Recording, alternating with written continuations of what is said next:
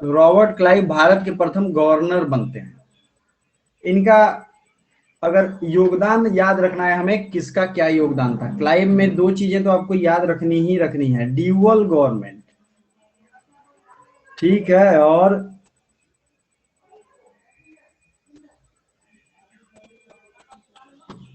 Dual government का मतलब हमें समझना है। कितने लोगों को ड्यूअल गवर्नमेंट का मतलब समझ में आता है? मैं जो बोर्ड पे लिख रहा हूं दिख रहा है? बोर्ड पे जो मैं भी लिख रहा हूं जो कुछ भी आपको दिख रहा है, ठीक है। तो ड्यूअल गवर्नमेंट का मतलब किसी को नहीं समझ में आ रहा होगा, मैं बताता हूं। अंग्रेज आए तो अंग्रेजों को टैक्स वसूलने का अधिकार दे दिया गया, तो ये टैक्सिंग अथॉरिटी बन गए। और जो पुराने शासक थे, जैसे मान लो मुगल थे, मुस्लिम शासक थे, इन लोगों ने क्या किया, एडमिनिस्ट्रेटिव जो भी थे, बोर्ड नहीं दिख रहा है। साक्षी, आप ही को क्यों प्रॉब्लम होता है हमेशा? आपका नेट या तो ठीक नहीं रहता है, बाकी सब लोगों का सही रहता है। मुस्लिम जो भी किंग थे, उनका राज चलता था बाकी सारे मामलों में, उनके कोर्ट कचहरी राज्य ये सब था। Abhyuday Singh Chauhan, Abhyuday Singh Chauhan, I think you are new here, और आपको भी नहीं दिख रहा है यार। ये बताओ सबको कुछ दिख रहा है कि नहीं दिख रहा है? ठीक है, तो ये यस दिख सर। रहा है नहीं दिख रहा है वाले, यस। दिख रहा है ना? यस सर, तो सब दिख रहा है नहीं क्लियर है दिख सर। रहा है वाले मौके पे मैं जाऊंगा ही नहीं फिर, क्योंकि टाइम लॉस्ट होगा। ये एक एक्स्ट्रा क्लास है, पहली चीज ये ध्यान रखनी है आपको। सैटरडे संडे चूंकि एक दो दिन उधर छूट गया था, तो ठीक है, अब मैं इसके बारे में पूछूंगा ही नहीं। तो जो मुस्लिम थे वो राज करते थे और टैक्स वसूलते थे, ये ब्रिटिश थे। मोटा मोटी इसका यही मतलब है। अब टैक्स वसूलने वाले प्रोग्राम को दीवानी राइट्स कहते थे, और ये जो थे, ये जो एडमिनिस्ट्रेटिव मैटर था, इसको निजामत कहते थे। तो ये दोनों पावर दो अलग अलग लोगों के पास था, इसकी वजह से इसे ड्यूअल गवर्नमेंट कहते थे। ये सब चीजें क्लियर होंगी। ये पूछा जाता है कि किसके टाइम में आया, तो आप क्लियर हैं किसके टाइम में आया? ये आया क्लाइव के टाइम में। क्लाइव के बाद जो भी छोटे मोटे लोग आए हैं, वो बहुत ज्यादा जरूरी नहीं है, बस आप नाम जान लो।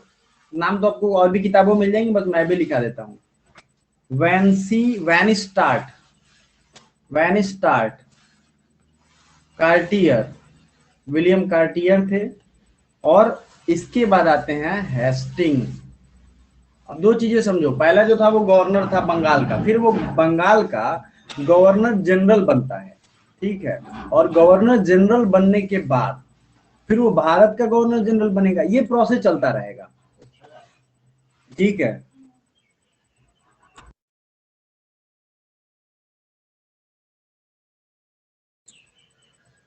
तो ये चीजें हैं। अब वॉरेन हेस्टिंग्स जब आ जाता है, क्लाइव का कौन सा ईयर था? देखो, क्लाइव का 2 ईयर मेनली होता है, वो 2 बार बन के आता है और दूसरी बार में उसका देहांत ही हो जाता है। एक तो 1757 में जो प्लासी की लड़ाई होती है, उसके बाद ये बनता है। और फिर ये 1765 में भी बन के आता है, और ये 72 तक रहता है, ठीक है। तो 2 टाइम के लिए होता है, लेकिन आपको 1757 मेनली याद रखना है। समझ गए? आगे बढ़ते हैं। अगला जो क्वेश्चन पूछा जाएगा, ड्यूअल गवर्नमेंट किसने स्थापित किया? तो क्लाइव याद रखना, इससे ज्यादा कभी ना पूछा गया है। ये पूछा गया है कि कब स्थापित किया था, तो 1757 में। नेक्स्ट पॉइंट यहाँ जो आपको याद रखना है, गवर्नर जनरल। अब बात हो जाएगी गवर्नर गवर्नर जनरल, इसकी बात हो जाएगी। और ये अभी बंगाल के रहेंगे। तो ये पहला था वारेन हेस्टिंग्स, वारेन हेस्टिंग्स था। नोट कर लो, first governor general of Bengal Warren Hastings. जल्दी फटाफट नोट करके और यस यस लिख दो, या डन लिख दो।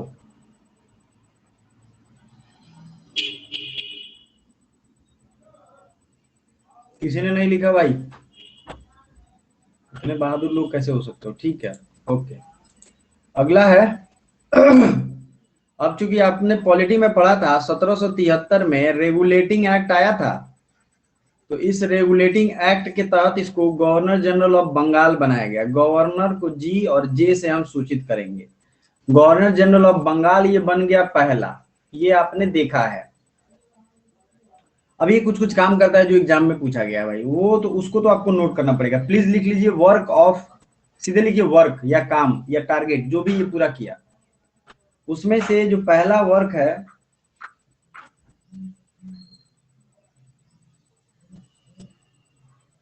सबसे पहले तो इसको ये कलेक्टर्स को अपॉइंट करता है। कलेक्टर्स को ये अपॉइंट करता है जो टैक्स कलेक्ट करते थे, और अदर्स रेवेन्यू ऑफिशियल को भी ये अपॉइंट करता है। तो ये इसी का देन था, ठीक है। और इसका था कि जो सबसे ज्यादा मतलब बोली लगाएगा उसको हम टैक्स के लिए दे देंगे। जुडिशियल रिफॉर्म होता है इसके टाइम में, आपने नाम अभी भी सुना होगा, दीवानी प्लस फौजदारी, ये दोनों अदालतें जो हैं इसी के टाइम में आई, ठीक है। अब आपसे जब भी पूछा जाएगा दीवानी एवं फौजदारी, हिंदी में भी सेम चीज है यार, हिंदी में भी वही लिख लेना, ये दोनों आया वारेन हेस्टिंग्स के टाइम में। अब ये तो हो गया दीवानी फौजदारी, आप डिस्ट्रिक्ट में भी देखते होंगे, लेकिन इससे ऊपर जो अदालत था उसका एक अलग डिवीजन था, सदर निजामत, सॉरी सदर दीवानी एंड निजामत, ये माने अपीलेट कोर्ट था। इसमें इन दोनों में मामला नहीं निपटा तो उसको यहां अपील किया जाता था। ये सारा कॉन्सेप्ट वारेन हेस्टिंग्स का लाया हुआ था, ठीक है। ये दोनों लिख लो, दीवानी फौजदारी, और नीचे लाइन खींच के लिख लेना सदर दीवानी और निजामत, ये सब किया है वारेन हेस्टिंग्स। भाई ये सवाल पूछा गया, एक एक पॉइंट इसका पूछा गया, बहुत जरूरी है, इसलिए जो बता रहा हूं नोट करते चलो।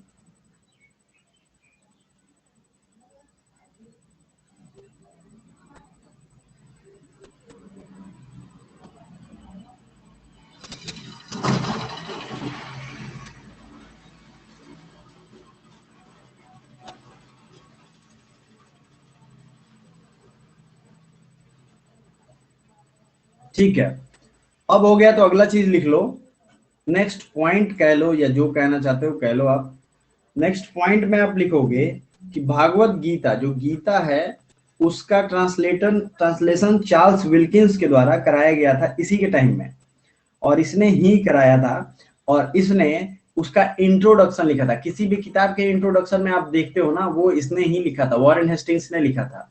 एक और इसने महत्वपूर्ण काम किया, अपने समय में करवाया एशियाटिक सोसाइटी ऑफ बंगाल। कब स्थापना हुई थी इसकी? 1700, चलो आगे का डायग्राम छोड़ता हूं, कमेंट करो।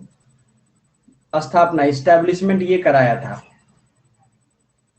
किसी को नहीं याद? एशियाटिक सोसाइटी ऑफ बंगाल 1784 में स्थापित किया गया था, ठीक है। तो इसने इसी के टाइम में ये स्थापित किया। इनका टाइम पीरियड क्या है? 1774 से 85, रेगुलेटिंग एक्ट के बाद से लेकर के, और ये 12 सालों तक रहे। तो ये टाइम पीरियड बड़ा इंपॉर्टेंट है, इसलिए इन्होंने इतना काम भी किया। समझ गए? क्लियर है? इसके बाद जो लोग आएंगे वो इतना काम नहीं करेंगे। दो चीजें दो लोगों को तो याद ही रखना है, कॉर्नवालिस और हेस्टिंग्स, दोनों महत्वपूर्ण है।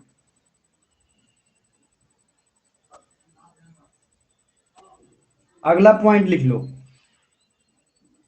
इसने हिंदू और मुस्लिम के जो कानून थे, हिंदू लॉ के स्टूडेंट हैं इसलिए उन्हें जानना जरूरी है, Hindu law plus Muslim law, इन दोनों को कोडिफाई कराया, ठीक है। दोनों को क्या कराया? कोडिफाई कराया।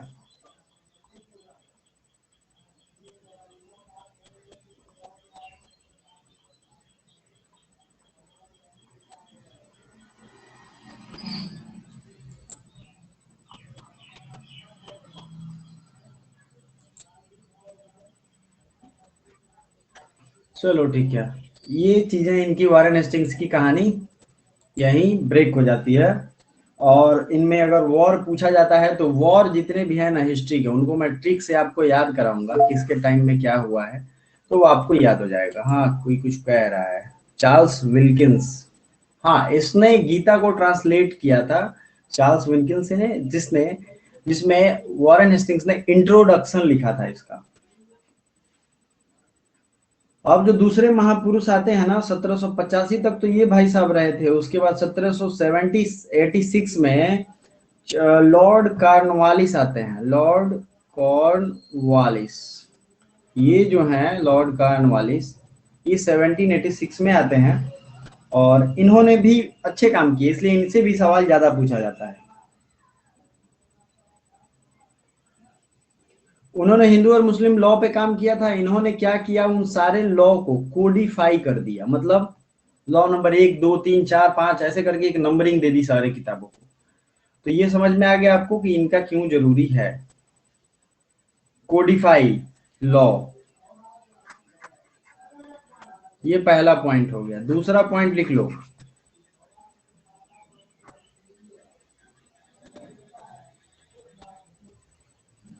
इसने सबसे पहले डिस्ट्रिक्ट जज का पोस्ट क्रिएट किया था। और वो क्यों किया था, क्योंकि रेवेन्यू जो मैटर था, टैक्स कलेक्शन का मैटर था, उसको जस्टिस से अलग कर दिया, तो ये डिस्ट्रिक्ट जज का पोस्ट क्रिएट हो गया।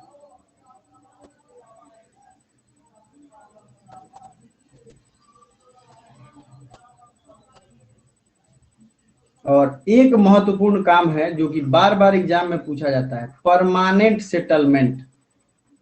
परमानेंट सेटलमेंट 1793 में परमानेंट सेटलमेंट आया था। सर ये और वारेन इसको लॉर्ड हेस्टिंग्स में हुआ था।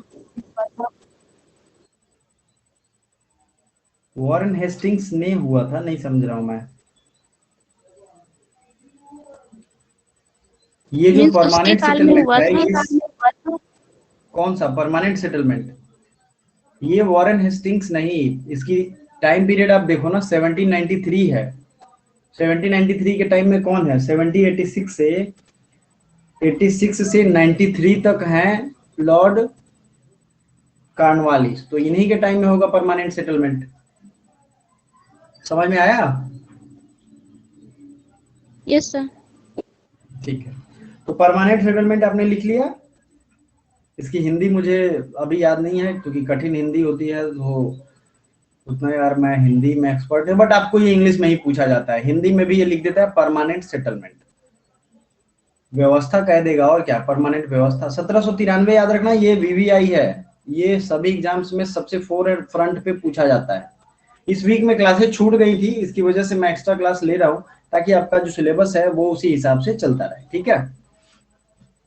अच्छा, एक चीज और है, थर्ड एंग्लो मैसूर वॉर। मैंने कुछ देर पहले कहा था कि जो वॉर की कहानी है उसको हम लोग अलग एक वीडियो में पढ़ते चलेंगे, क्योंकि वॉर, एक चीज और मैं बता रहा हूं आपको, ये सारे जितने भी वारेन हेस्टिंग्स या जो भी गवर्नर जनरल हैं, इन सबको मैं ट्रिक से याद कराऊंगा। और ऐसा ट्रिक रहेगा जो एक दूसरे से जुड़ा हुआ रहेगा, आपको सारा A to Z line by line याद हो जाएगा। और वो वीडियो शायद यूट्यूब पे भी आएगा, ठीक है। तो आप दोनों जगह से स्टडी की प्लानिंग रखो। आप ऐसा कर सकते हो कि पार्ट टाइम में आप वहां से पढ़ो, फिर यहाँ से। अस्थाई बंदोबस्त, वेरी गुड, अमीषा विश्वकर्मा, अस्थाई बंदोबस्त इसे कहते हैं, ठीक है। तो वॉर की कहानी हम लोग अलग देखेंगे। और इसमें इन्होंने क्या क्या किया लॉर्ड कॉर्नवालिस ने, ये ज्यादा जरूरी नहीं है, लेकिन ये तीन और एक चौथा पॉइंट रखना आप कि इन्हें सिविल सेवा का पिता कहते हैं। पिता हैं ये किसके, सिविल सेवा के, सिविल सेवा के पिता हैं। चार चीजें लिख करके डन लिख देना, मैं समझ जाऊंगा हो गया। Civil services, the father of civil services.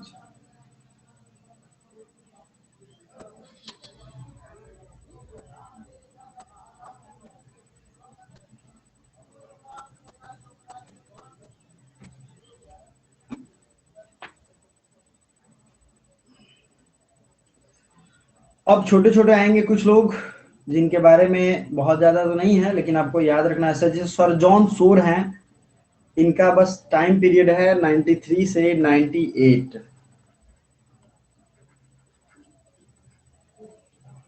और लॉर्ड वेलेजली उसके बाद आते हैं, लॉर्ड वेलेजली।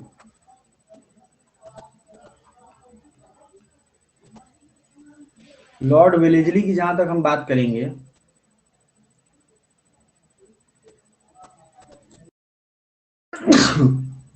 सॉरी, मैम की भी क्लास होगी, मैम की क्लास होगी तो वो ग्रुप में मैसेज करके आप लोगों को बुला लेंगे, डोंट वरी, ठीक है। बट चांसेस तो हैं कि हों, देखते हैं। वेलिजली भैया बहुत इंपॉर्टेंट है यार, याद रखना इनको भी।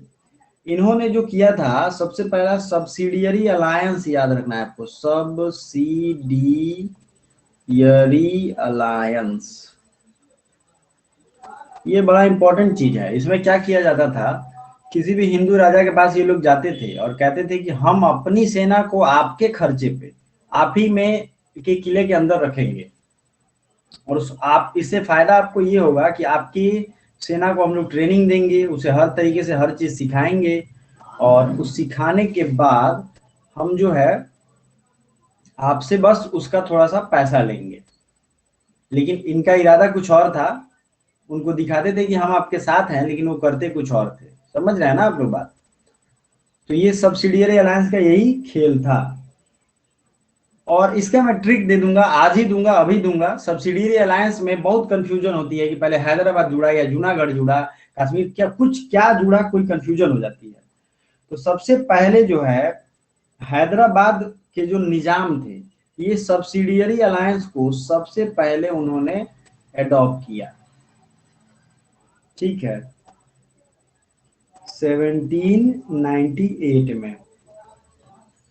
अब सब्सिडियरी अलायंस हो सकता है कि आपको ना पता हो, तो मैं इसका एक ट्रिक दूंगा। वो ट्रिक है मैं तंज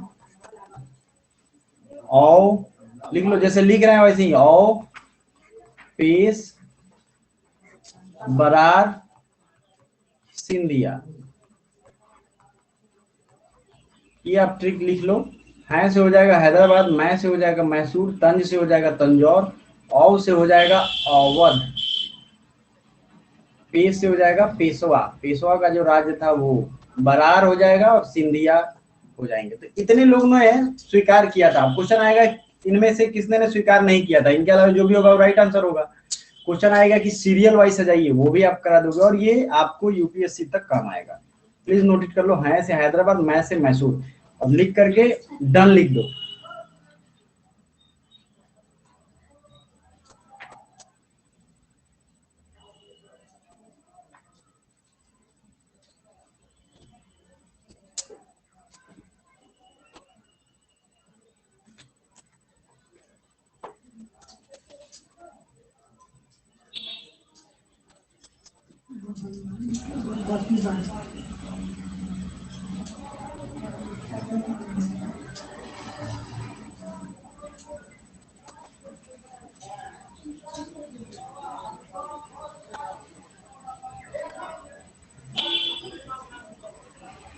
ठीक है, संकेत तंज, तंज मतलब तंजौर।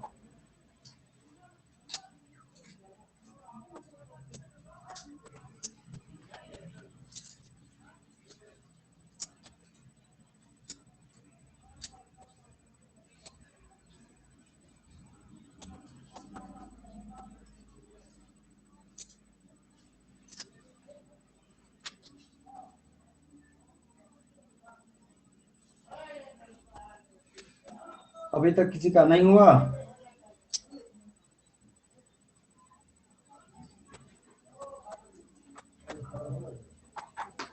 ठीक है, तो कुछ लोगों का हो गया। आगे बढ़ते हैं। वेलेजली के बाद, वेलेजली किसे रिलेटेड, ये फैक्ट बहुत ज्यादा जरूरी था और सिर्फ यही पूछा जाता है वेलेजली से। जहां तक वार की बात है, कौन सा वार कब लड़ा गया, कौन से गवर्नर जनरल के टाइम में, उसका एक अलग क्रोनोलॉजी हम लोग देखेंगे अगले क्लास में। ये क्लास ऐसा है जो इंटीग्रेटेड है, इंटीग्रेटेड समझ रहे हो, सारे चैप्टर से जुड़ा हुआ है। तो इसके पढ़ने के साथ साथ बाकी सारी चीजें भी हमें याद हो जाएंगी। वॉर याद हो जाएगा, काम याद हो जाएगा, किस गवर्नर जनरल ने क्या काम किया ये याद हो जाएगा, उसका कार्यकाल क्या था ये याद किया, उसके टाइम में क्या आंदोलन हुए ये याद हो जाएगा। तो कितने चीज हो गए, 1 2 3 4 5 6 7 चीजें याद हो जाएंगी आपको। तो इंटीग्रेटेड चैप्टर है। मेरे पढ़ाने का तरीका यही है कि सब चीजों को एक दूसरे से जोड़ के और देख के समझ के लॉन्ग टर्म तक याद रखो। कोई दिक्कत हो तो बताते चलना भाई लोग, ठीक है। ओके, जॉर्ज बार्लो हैं उसके बाद, ये आते हैं। इनका कुछ खास रोल नहीं होता है, बस इनके टाइम में एक म्यूटनी होता है, वेल्लोर म्यूटनी।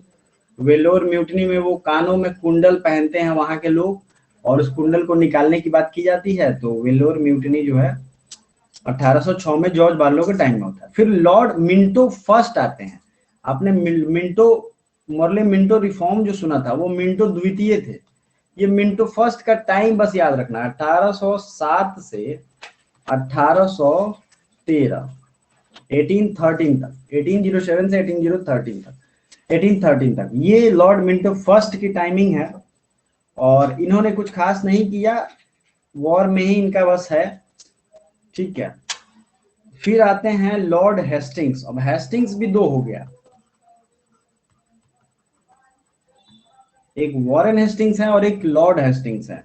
तो जो वॉरेन हेस्टिंग्स थे वो पहले हम लोग देख चुके हैं 1774 से 85 में, और ये हेस्टिंग्स हैं लॉर्ड हेस्टिंग्स। ये 10 साल रहते हैं 1813 से 1823, और इन्होंने एक पॉलिसी अपनाई थी, policy of intervention and war, मतलब पॉलिसी हस्तक्षेप की पॉलिसी और लड़ाई, हस्तक्षेप और लड़ाई की पॉलिसी। प्लीज लिख लीजिए, policy of intervention and war.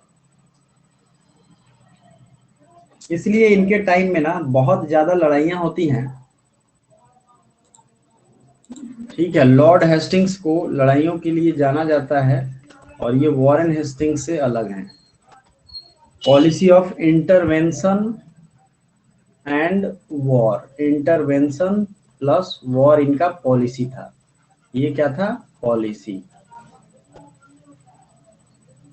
War जो हुआ इनके टाइम का देखना पड़ेगा, एंग्लो नेपाल वार, एंग्लो मराठा वार। इसलिए कह रहा हूं कि ये इसका पॉलिसी था कि हस्तक्षेप करो और युद्ध करो। और इन्होंने किया था पेशवा और सिंधिया के साथ बहुत बेइज्जती वाला सलूक भी किया था इन्होंने ये मराठा वॉर के बाद। रैयतवारी सेटलमेंट जो हुआ था, रैयतवारी सेटलमेंट, इसकी वीडियो पहले ही आ चुकी है तीनों सेटलमेंट की, प्लीज वो देख लीजिएगा। ये इसी के टाइम में आया था रैयतवारी सेटलमेंट, प्लीज लिख लो रैयतवारी सेटलमेंट।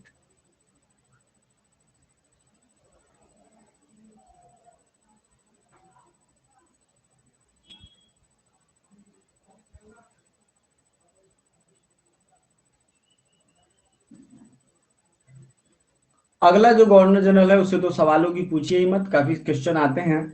उनका नाम है विलियम बेंटिक, बहुत फेमस भी रहे, बहुत इनफेमस भी रहे। William Bentinck, Lord William Bentinck. Lord William Bentinck जो थे, इनके बारे में कहा जाता है कि father of modern western education थे ये, मतलब पाश्चात्य शिक्षा के पिता थे, शिक्षा के पिता।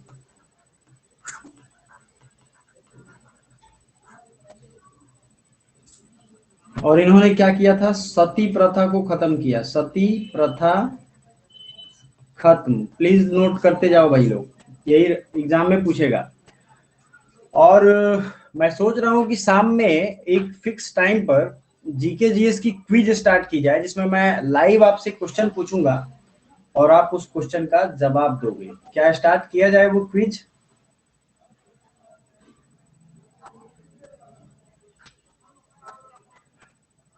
ठीक है, ठीक है, ठीक है। टाइम पीरियड होगा शाम में। यार शाम का मतलब है कि आप जब फ्री टाइम रहते हो उस समय रिवाइज कर पाओगे। तो मैं वही चैप्टर्स आपको पूछूंगा जो आप पढ़े हो, मतलब मैं पढ़ाया हूँ, और उसको अनाउंस भी कर दूंगा टेलीग्राम पे कि आज कौन सा चैप्टर आपको पढ़ाना है, ठीक है। चलो बस ये एक छोटा सा इंफॉर्मेशन था, देखते हैं आज या कल से शुरू होगा ही, और काफी इंटरैक्टिव होगा। विलियम बेंटिक पे आते हैं, इन्होंने सती को खत्म किया और रंजीत सिंह के साथ परपेचुअल फ्रेंडशिप किया था। चार्टर एक्ट 1833 इनके टाइम में आया था, लिख लो चार्टर एक्ट 1833, चार्टर एक्ट 1833।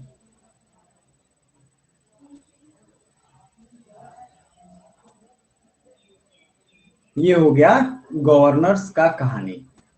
ये गवर्नर जनरल ऑफ इंडिया थे, बंगाल थे सभी लोग। अगला जो क्लास होगा उसमें गवर्नर जनरल ऑफ हम इंडिया देखेंगे, भारत के गवर्नर जनरल, ठीक है। आपको ये याद रहना चाहिए कि ये भारत के गवर्नर जनरल नहीं थे, ये सारे के सारे बंगाल के गवर्नर जनरल थे। इन्हीं विलियम बेंटिक के टाइम में ये सब पोस्ट फिर से बड़ा होता है और ये भारत के गवर्नर जनरल हो जाते हैं। चलिए ये क्लास यहीं पे खत्म करते हैं। मैन की क्लास होगी तो वो इन्फॉर्म कर देंगी, इसकी रिकॉर्डेड वीडियो आपको मिल जाएगी। Thank you so much.